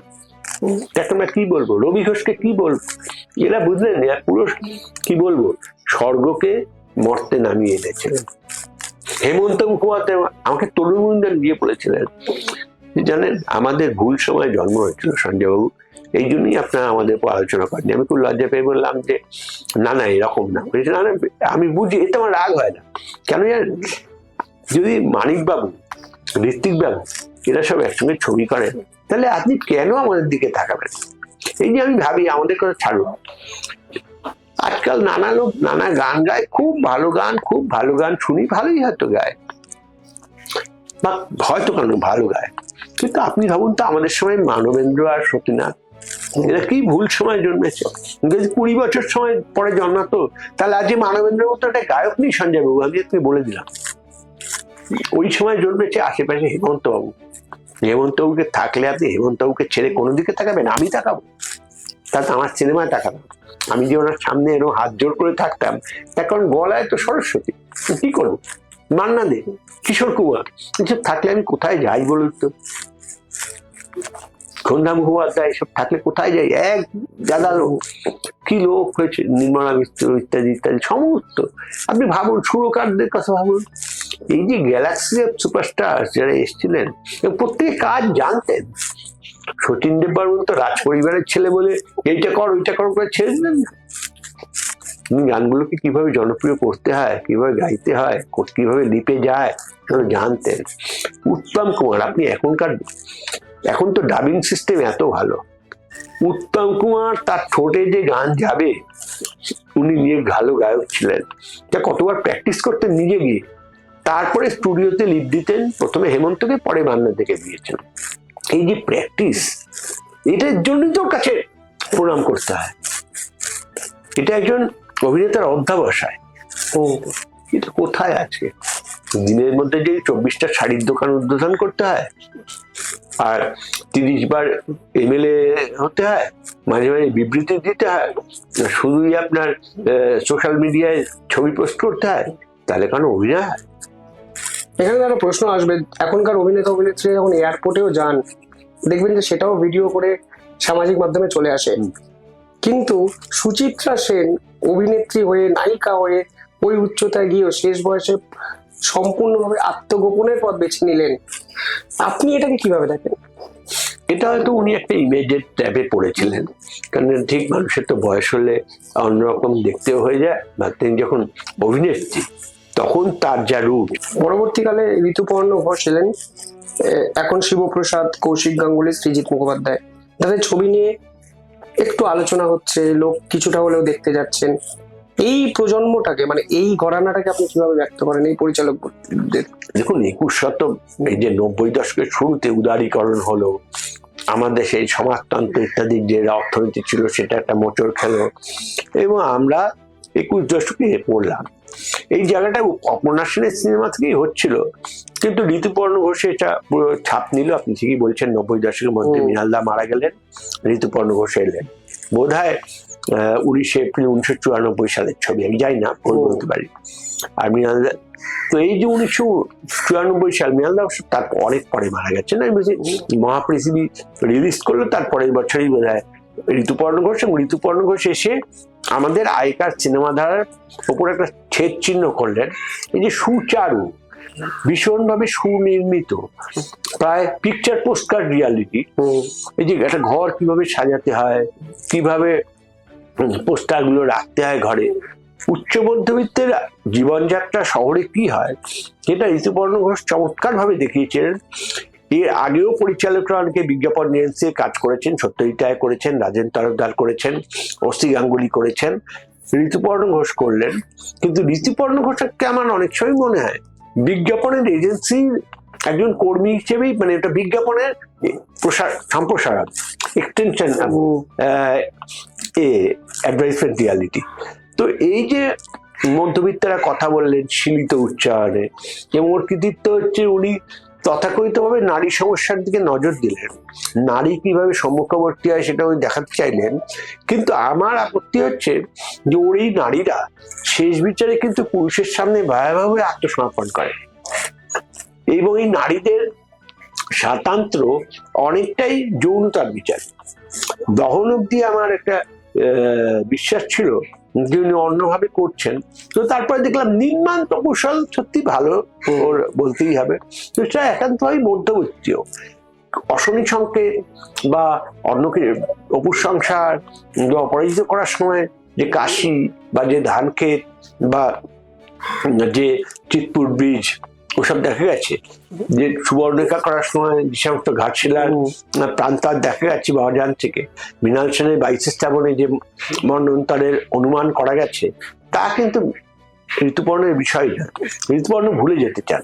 ঋতুপর্ণ একটা বিস্মরণের পর্ব শুরু করেন, যেখানে আমরা যথেষ্ট সম্পন্ন মেধাবী হয়ে উঠেছি এবং আমরা ড্রয়িং রুমে বসে নিজেদের স্বেচ্ছা নির্বাচিত আলোচনাগুলো করতে পারি। খুবই গুণের কথা আমি বলছি না, যেমন উনি সলিল চৌধুরীর গানে গানে একটা পুজোকে ভরিয়ে দিতে পারে উৎসবে, এসব ওর গুণ আছে। কিন্তু চোখের বালিতে যেমন ওটা ওর বিষয় নেয়, বোঝা যায় যে উনি যখন ঐশ্বরিয়া রায়, বিনোদিনীর যে ঋতুরক্ত, তাদেরকে অতিরিক্ত উচ্ছ্বাস প্রকাশ করেন, তাতেই বুঝি যে উনি রূপান্তরকামীদের যে সমস্যা বা অন্য যে সমস্যা তার দিকে জোর দিতে চাইছেন, সেটা হচ্ছে কি না হচ্ছে সেদিকে খেয়াল রাখছেন না। আর সেই মুহূর্তে আবার যখন ইতিহাস ঢোকাচ্ছেন, সেটা ওর মনে হচ্ছে যে এখন যদি চোখের বালিকে মার্জিত করতে হয়, তাহলে আর বড় কমেন্ট না দিলে হবে না, সেরকম খাপ খাচ্ছে না। উনি সুচারু চলচ্চিত্র নির্মাতা ঠিকই, কিন্তু ওর ইতিহাস চেতনা নেই। উনি যেভাবে এক ভাবে আমাদের দেশে সংখ্যালঘু যৌনতার দিক দিয়ে সংখ্যালঘু মানুষের প্রতি আমাদের দৃষ্টি আকর্ষণ করেছেন, কিন্তু সেটা তাদের প্রকৃত সমস্যা নিয়ে ডিল করে না, তাদের প্রতি যে আমরা চোখ বুজে থাকি এইটার দিকে তাকিয়ে। আর এরপরে যে ছবিগুলো হওয়া শুরু হলো, সেগুলো পুরোপুরি টুরিস্ট ভ্যালুতে, এবং 21 শতকে আমরা যে নতুন সম্প্রদায়কে দেখতে পেলাম, সেই সম্প্রদায় যারা কখনোই গ্রামে পিকনিকের বাইরে কোনো কারণে যায় না, বা যারা একটু মজা চায় 3-4 দিনের, এইরকম এরা যে সিনেমার ব্যাপারে কিছু উচ্ছ্বাসী, পৃথিবীর এই যে এত সিনেমা বিষয়ক এত পরীক্ষা নিরীক্ষা হচ্ছে, সত্যজিৎ রায়, ঋত্বিক ঘটক, মৃণাল সেন, রাজেন তরফদার, পার্থপ্রতিম চৌধুরী, এরা যে এত, এমনকি হলিউডকে নিয়ে যাওয়া হচ্ছে, অজয়কর, নির্মল দেলা যেগুলোকে অনুধাবন করার চেষ্টা করতেন, এদের সঙ্গে আন্তর্জাতিক ছবির কোনো যোগাযোগ নেই। পরবর্তীকালে কৌশিক লাতিন আমেরিকা, ইরান, তৃতীয় বিশ্বের যে ছবিগুলো হচ্ছে, এরা যদি সেই ছবিগুলো দেখেন, তাহলে এরা বুঝতে পারবেন যে এদের ছবি সেই অর্থে তৃতীয় বিশ্বের ছবি না, কোনো জায়গারই ছবি না। একটা বানিয়ে তোলা জনপুঞ্জের কৃত্রিম আশা আকাঙ্ক্ষা, যে শুধু নরনারীর জৈব আসক্তি এবং কিছু ব্যর্থতা এবং কিছু আকাঙ্ক্ষার মধ্যে দিয়ে প্রকাশিত হয় তার গল্প, সেটা একটা নির্দিষ্ট শ্রেণীর মানুষ ছাড়া কারোর গল্প না। এবং এর ফলেই দেখবেন যে আমাদের যে পারিবারিক সিনেমা, সব সময় তোমরা সত্যজিৎ সিনেমা দেখতে যেতাম না, অনেক সময় আমরা এইরকম নির্জন সৈকতে সপরিবারে ঘুরে এলাম, বাড়িতে বিয়ে হলো, একটা সিনেমা দেখলাম। সিনেমা যে একটা জীবনের অংশ, সিনেমা যে একটা সেলিব্রেশন, সেটা নেই। সিনেমা হয়ে দাঁড়িয়েছে একেবারেই শপিং মল ওরিয়েন্টেড, একটা নির্দিষ্ট বুদ্ধিজীবী শ্রেণীর একটা বিকেল কাটানোর উপায়। যখন ছবি দেখবো, দেখতে দেখতে অজস্র মোবাইল ও বিভিন্ন মেসেজ পাঠাবো, ঘরটা অন্ধকারও হবে না, কোনো কনসেন্ট্রেশনের ব্যাপার নেই, বরং ডিস্ট্রাকশনের ব্যাপার আছে। ছবিটাতে শেষ হওয়ার মুখেই আমরা বেরিয়ে গিয়ে একটু খাওয়ার জায়গাগুলো একটু খাবো, এটা একটা আমাদের অপরাহ্ন যাপন। এর সঙ্গে সিনেমার কোনো যোগাযোগ নেই।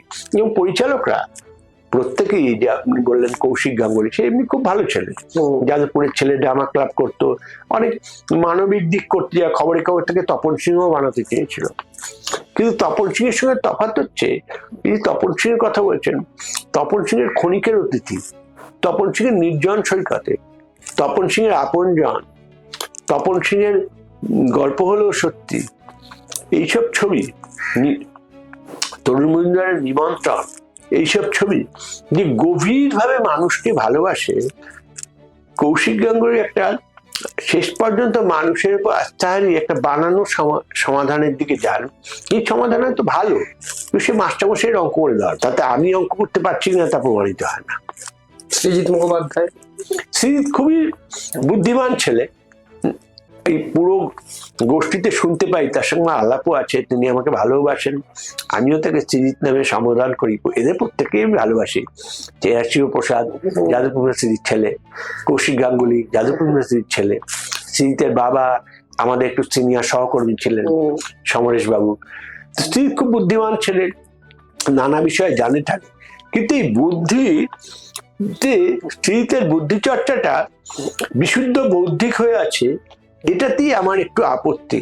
শ্রীজিৎ যদি আর একটু ধৈর্যের পরিচয় দেখাতো হয়তো শ্রীজিতের একটা সম্ভাবনা ছিল, কিন্তু শ্রীজিৎ উত্তম কুমারকে নিয়ে যে এক্সপেরিমেন্ট করলো ধরা যায়, এতে একটা চটজলদি খাবার বানিয়ে যায়, একটা ফুচকা ভেলপুরি এইগুলো হিসেবে চলে, কিন্তু এগুলো ঠিক রাত্রিরের খাবার বা দিনের খাবার না। তাতে কিন্তু শরীরের পাক প্রক্রিয়ায় কিছু গন্ডগোল হয়। বাংলা সিনেমার উত্তরাধিকারী হিসেবে আমি কমলেশ্বর, শ্রীজিৎ, কৌশিক বা আরো যারা বানাচ্ছেন তাদের আপত্তি করছি না, কিন্তু সেগুলো হচ্ছে একটা নির্দিষ্ট শ্রেণীর জন্য। তিতাসেকনি নদীর নামে বাঙালি চাষি বা শ্রমিক যদি কোনোদিন সিনেমা দেখার উপযুক্ত হয়ে ওঠে তাহলে তারা আশ্বাস পেতে পারে, কিন্তু বেলা শেষে দেখে আমাদের মাথার চুল পাকা হয়ে গেছে, আমাদের স্ত্রী হয়তো এখন গৃহদেবতার আরাধনায় লিপ্ত, তারা কিভাবে জীবনের বাকি কটা দিন কাটাবো এই দিয়ে একটা ইঙ্গিত পেতে পারি, কিন্তু এটিএম খোলা না খোলা জীবনের প্রাথমিক সমস্যা নয়। পদাতিক দেখেছেন শ্রীজিৎ মুখোপাধ্যায় যেটা বানিয়েছিলেন? খুবই দেখেছি, পদাতিকের সময় কথাও বলেছি, কিন্তু এই মৃণালদার কথাই বলছি। মৃণালদা যেভাবে ছবি করতেন, যেভাবে ছবির জগতে এসেছিলেন এবং যেভাবে একের পর এক জায়গা থেকে পাল্টাতে শুরু করেছেন, ধরুন প্রথম ছবি ব্যর্থ হয়ে গেল, উত্তম কুমার এবং সাবিত্রী থাকা সত্ত্বেও মৃণালদা দায়ী, উত্তম কুমার বা সাবিত্রী দায়ী না। তারপর যে নীল আকাশের নিচে করলেন, তারপর যে প্রতিনিধি পুনশ্চ এই আকাশ কুসুম, প্রতিনিধি পুনশ্চ তো কেউই দেখেনি, আকাশ কুসুমটা লোকে দেখে, এই চেষ্টাগুলো করে যাচ্ছেন। তারপর যে বিখ্যাত 70 দশকের ছবিগুলো করলেন এবং তারপর যে আবার একা হয়ে গেলেন, দেখবেন মৃণাল সেনের নিজের মধ্যে সঙ্গে সংলাপ আছে, তা বাজারের দিকে তাকিয়ে না। কোলাহল তো বারণ হলো এবার কথা কানে কানে, এবার হবে প্রাণের আলাপ কেবলমাত্র গানে গানে। মৃণাল সেনের প্রিয় দল বামপন্থীরা ক্ষমতায় এসছে, মৃণাল ক্রমশ একা হয়ে যাওয়া মানুষের কথা বলছেন, কি আশ্চর্য। যখন বামপন্থীরা ক্ষমতায় ছিল না উনি কলকাতা 71 ইন্টারভিউ এসব করছেন, আর যখন এলো তখন ক্রমশই অন্তরীণ, ক্রমশই একদিন আচানক, ক্রমশই একটা মন্বন্তরের ছবি তৈরি করার ব্যর্থতা। একদিন নবান্ন তৈরি হয়েছিল, কিন্তু 1984 সালে মন্বন্তরের 50 বছর পরে আর উনি আকালের সন্ধানেতে আকালকে খুঁজে পেলেন না। ওর ভেতরের যে অভাববোধ সেগুলো বলেছেন। মানুষ যদি নিজের ব্যর্থতা, নিজের কান্না, নিজের উল্লাসের কথা না বলতে পারে তাহলে সে অন্যকে বোঝাতেও পারবে না যে কান্না, উল্লাস, যন্ত্রণা, আনন্দ কি জিনিস। পদাতিক দেখে আপনার কেমন লেগেছিল? মানে মৃণাল সেনকে ট্রিবিউট যদি জানানো হয়। মৃণাল সেনকে নিয়ে এই বছর 3টে ছবি হলো, অঞ্জন দত্ত একটি করলেন, কৌশিক গাঙ্গুলি একটি করলেন এবং শ্রীজিৎ মুখোপাধ্যায়। কৌশিক গাঙ্গুলি সরাসরি করেনি, হ্যাঁ, গল্প ছবি দিবে। আর অঞ্জন দত্ত যখন থেকে করেছেন সেই দিক থেকে শ্রীজিৎটা সবচেয়ে সুষম, কারণ শ্রীজিৎ সম্পূর্ণ মৃণাল সেনকে ধরার চেষ্টা করেছে। অঞ্জন খুব আন্তরিক, কারণ অঞ্জন যে সময় মৃণালদার সঙ্গে পরিচিত হয়েছে, মানে আমাদের পরের প্রজন্ম হিসেবে, তখন থেকে মৃণালদাকে বলেছে। এবং অঞ্জনের সিনেমাটা দেখে আমার মনে হচ্ছে একটু ভালো লেগেছে যে অঞ্জনের সিনেমাটা মৃণাল সেনের উপর নয়, অঞ্জন দত্তের উপরে, সম্পর্কের উপরে। এটা হয় অঞ্জন কিছু কিছু সত্যি কথা বলেছে তার নিজের সম্পর্কে, সেটা আমাদের ভালো লাগুক বা খারাপ লাগুক। শ্রীজিৎ সমস্তটাই বলতে চেয়েছে, কিন্তু এটা একটা ইচ্ছা পূরণের ইতিবৃত্ত হয়েছে। কিছু ভাঙচুর বা অন্য কথাও বলা যেতে পারে। আমি যখন অটোবায়োগ্রাফি দেখি তখন তো দিনপঞ্জি হিসেবে দেখি না যে এই সময় মৃণাল সেন এই ছিলেন, ওই সময় ওই ছিলেন। আর শুধু তাদের দাম্পত্য সম্পর্কের উপরে ভিত্তি করে একটা ছবি গড়ে ওঠা, এটাও আমার কাছে একটু অবাক লাগে। কারণ ঋত্বিক দা যেমন লক্ষ্মী ঘটকের উপর নির্ভর করে যে ছবিগুলো হচ্ছে, সত্যি না, ঋত্বিক দা বহু লোকের সঙ্গে মিশতেন এবং তাদের প্রভাব ঋত্বিক দার জীবনে ছিল, যেমন মৃণালদাও তাই। কিন্তু আমরা দেখছি যে আমরা গীতা সেন, অ্যাকচুয়ালি কুণাল সেন এবং সুরমা ঘটকের যে বই, সেগুলোর উপর দিয়ে আমরা এই মহৎ পরিচালকদের দেখতে যাচ্ছি। অনেক সময় সত্যজিতের ক্ষেত্রে দেখার ক্ষেত্রেও আমাদের একটু অনুসন্ধিৎসার অভাব হচ্ছে। অনেকের কথা বলছি, তার কারণ অন্য কিছু না, এরা সবাই গুণী, কিন্তু আরেকটু গবেষণা ধর্মী হওয়া উচিত। এক্ষুনি নামিয়ে দেবো এটা শতবর্ষ বলে এটা নাও হতে পারে, এটাকে একটু দেখা উচিত বলে আমার বিনীত ধারণা। অন্য লোকের ভালো লাগতেই পারে এবং এদের নানা রকম গুণ আছে, আমি একবারও বলবো না যে নির্গুণ মানুষ, কিন্তু এদের কাছ থেকে আমার প্রত্যাশা হয়তো বেশি, সে না পূরণ হলে হতাশাও হয়তো বেড়ে যায়। তার মানে এই নয় যে এরা ব্যর্থ। রাইট। হতাশা শুধু সঞ্জয় বাবুর বাড়ে তা নয়, বাংলা ছবির যারা পৃষ্ঠপোষক, যারা ভালোবাসেন, তাদেরও কিছু ক্ষেত্রে হতাশা বর্তমান সময় একটু বেশি বেড়ে গেছে। ছবি তো হচ্ছে, মানুষের কথা সে ছবি বলছে কোথায় প্রশ্ন উঠছে।